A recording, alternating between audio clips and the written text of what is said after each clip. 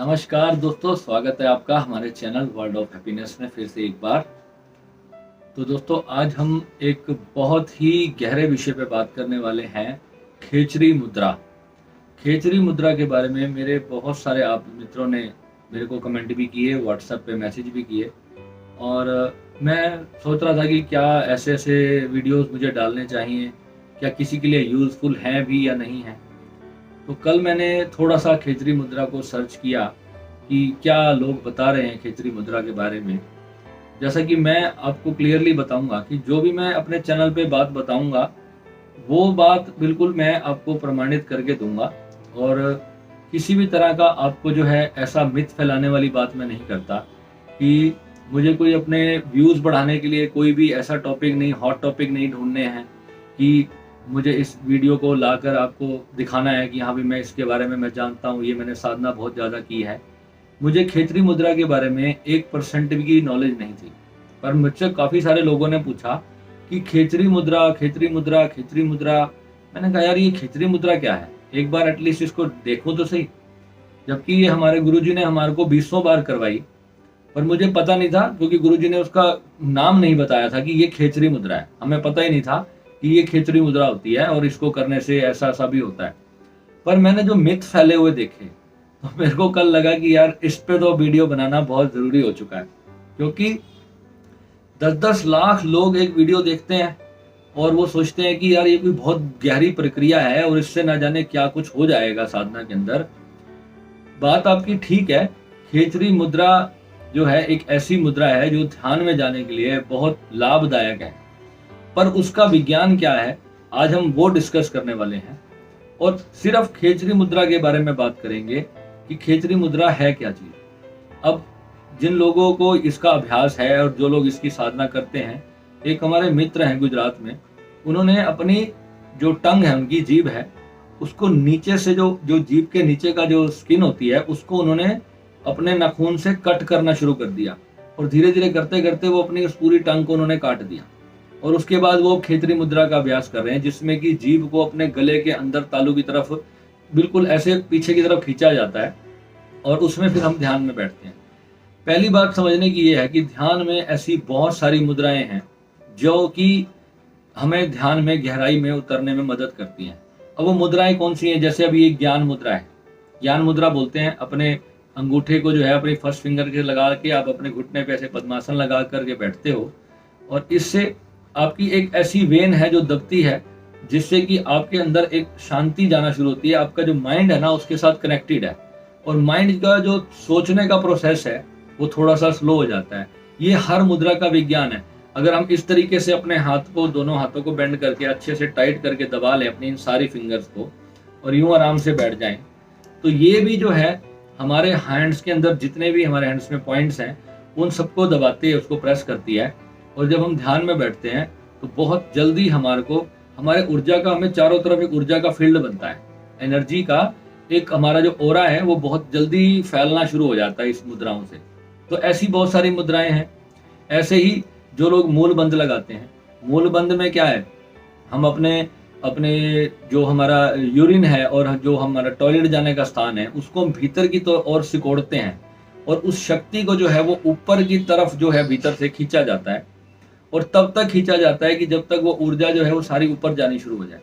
अब यह मुद्राएं जो होती हैं किसी के लिए बहुत लाभदायक होती हैं इंस्टेंटली, और किसी के लिए ये मुद्राएं बहुत ज़्यादा नुकसानदेह होती हैं। मेरे पास बहुत सारे ऐसे मित्रों का फ़ोन आए हैं जिनको ये मूल बंद, जालंधर बंद और इस तरह की जो मुद्राएं जो उन्होंने की हैं इससे जो है उनको तकलीफें हुई हैं। पर जो खेचरी मुद्रा है वो वास्तव में क्या है? खेचरी मुद्रा, इसमें एक बहुत ही गहरी विधि कही गई। इसको विधि भी कह लो, आप मुद्रा कह लो, जो मर्जी कह लो।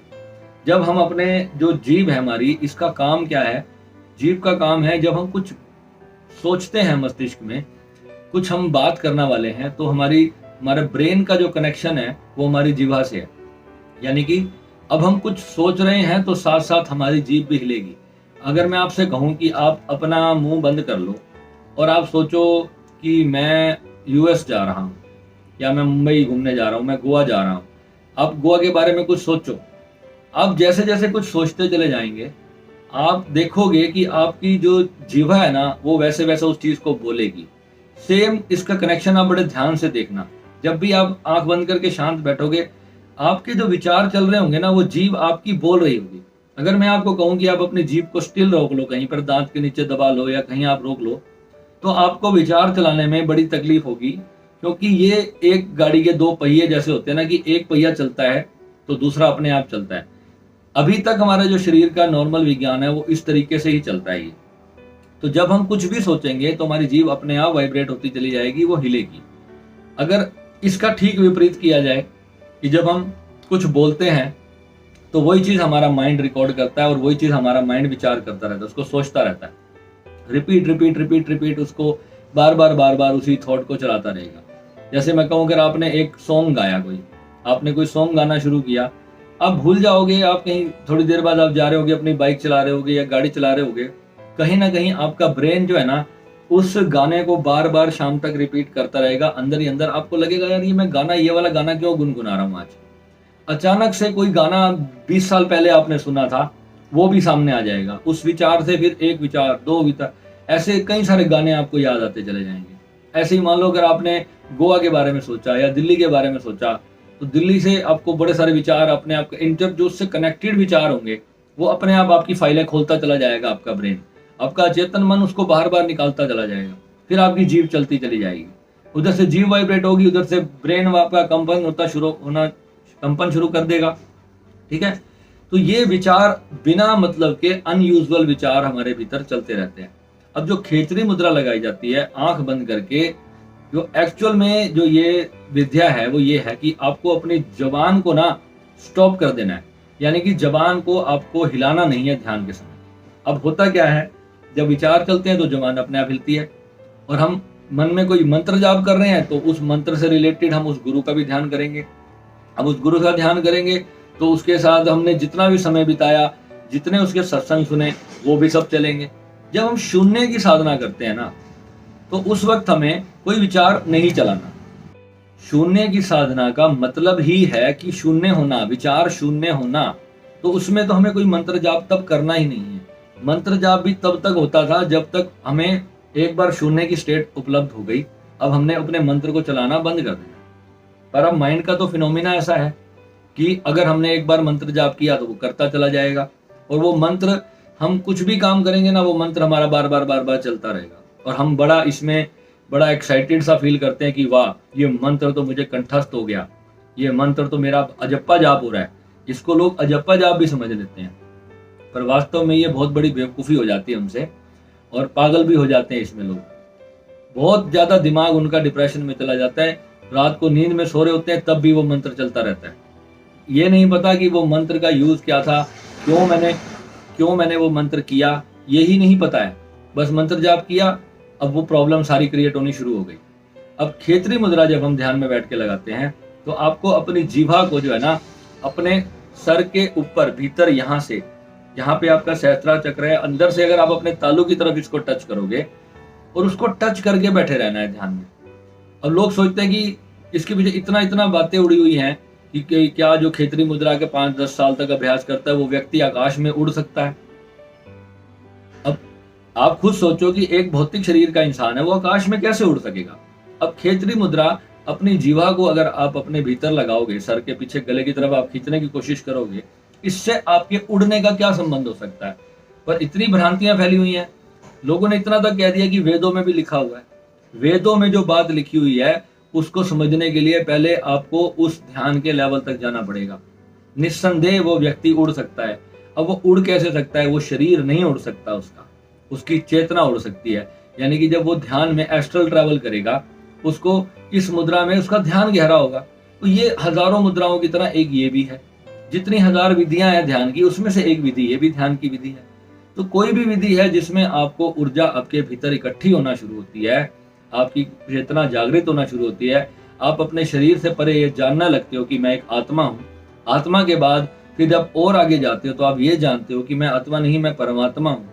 जब आप एस्ट्रल ट्रैवल करते हो, अपनी बॉडी से बाहर जा करके अपने आप को महसूस करते हो, अपने बॉडी से बाहर जाना और फिर भीतर आना, ये रोज कई दिनों तक चलता रहेगा।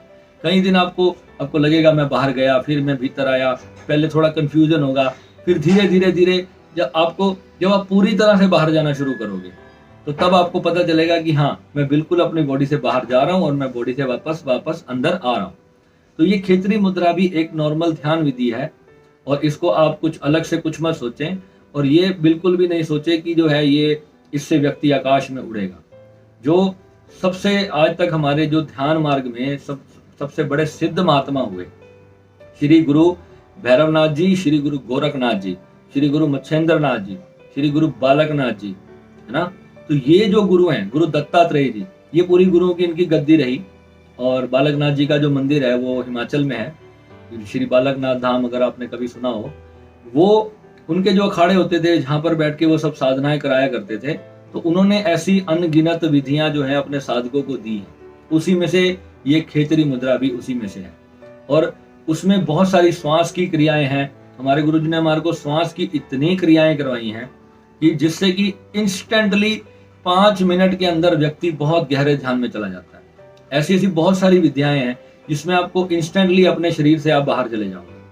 विद इन 15-20 दिन के अभ्यास में इंसान को आउट ऑफ बॉडी रियलाइजेशन हो जाता है। कोई बहुत लंबी बात नहीं है।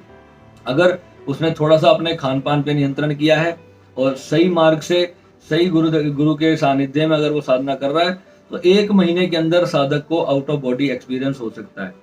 पर आउट ऑफ बॉडी एक्सपीरियंस केवल उन लोगों के लिए है जो अपने आप को इस संसार से पूरी तरह विरक्त हो चुके हैं, जो चाहते हैं कि अभी संसार में कुछ नहीं है और वो इतने स्टेबल हैं अपनी जिंदगी में कि वो बिना काम धाम करे अपना पूरा जीवन को आराम से निर्वाह कर सकते हैं, या फिर वो भिक्षा मांग के खाने को तैयार है। क्योंकि उस अवस्था में जब व्यक्ति चल पड़ता है तो फिर उसके पास करने जैसा कुछ नहीं रह जाता। पूर्ण अकर्ता हुए बिना, समझना इस शब्द को, गीता में भगवान ने कहा कर्म में जो अकर्ता होता है, कर्म करते हुए जो अकर्ता है, उसको हुए बिना आप अपने शरीर से बाहर ट्रेवल नहीं कर सकते। अब यानी आप तो कोई काम कर रहे हो, कोई जॉब कर रहे हो, कोई बिजनेस कर रहे हो या कुछ भी आप कर रहे हो, तो आप अकर्ता कैसे हो? अब इसके लिए आपको फिर पहले अकर्ता होने के लिए ध्यान करना पड़ेगा कि पहले मैं अकर्ता कैसे हो जाऊं। अब वहां पे बहुत सारी विद्याएं हैं। अब कोई कहता है विपश्यना कर लो। अब विपश्यना जैसी जो विधि है, अब उसमें आप श्वास पे ध्यान कर रहे हो।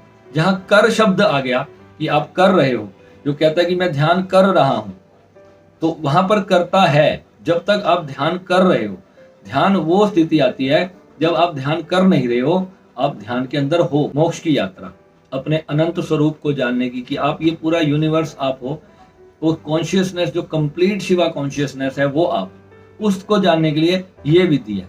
और बाकी जो साधनाएं हैं, जो तंत्र की साधनाएं हैं, लॉ ऑफ अट्रैक्शन है, ऊर्जाएं हैं, रेकी विज्ञान है, संजीवनी हीलिंग है, सिद्धा स्कैनिंग है, सिद्धा हीलिंग है, चक्रा बैलेंसिंग है, चक्रा की हीलिंग है, ये सारी साधनाएं शरीर के निर्वाह के लिए।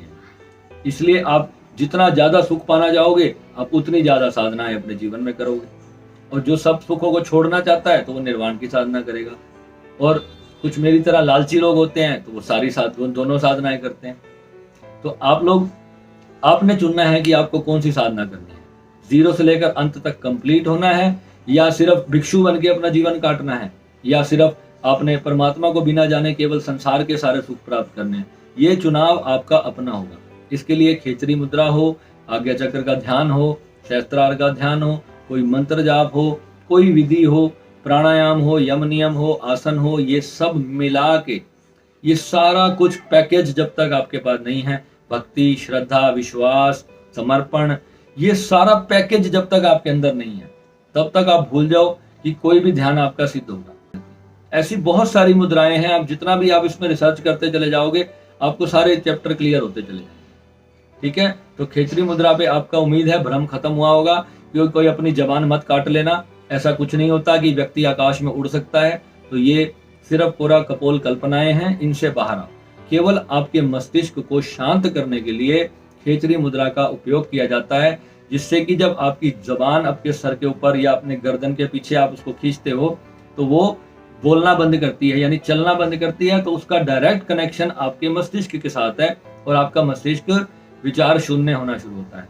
विचार शून्य होता है तो आपके भीतर चेतना जागृत होना शुरू होती है। जब चेतना जागृत होती है तो फिर आगे का सत्य मालूम पड़ता है।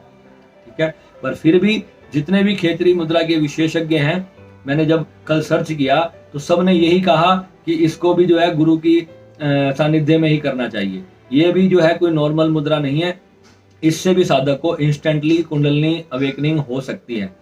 जब गुरु ये बात कह रहे हैं, एक नहीं 50 गुरु अगर एक बात कहते हैं तो कहीं ना कहीं आप समझ जाओ कि कुछ ना कुछ इतना खतरनाक भी हो सकता है जो आप नहीं संभाल पाओगे। ठीक है, तो गुरु के सानिध्य में ही रहकर आपको ये साधनाएं करनी चाहिए। बहुत बहुत आपका धन्यवाद। और भी जो भी जरूरी आप अपने प्रश्न मुझे भेजना चाहें वो भेज सकते हैं। जब जब समय मिलता रहेगा तब तक मैं आपको वीडियोस के माध्यम से आपके उत्तर देता रहूँगा। नमः शिवाय।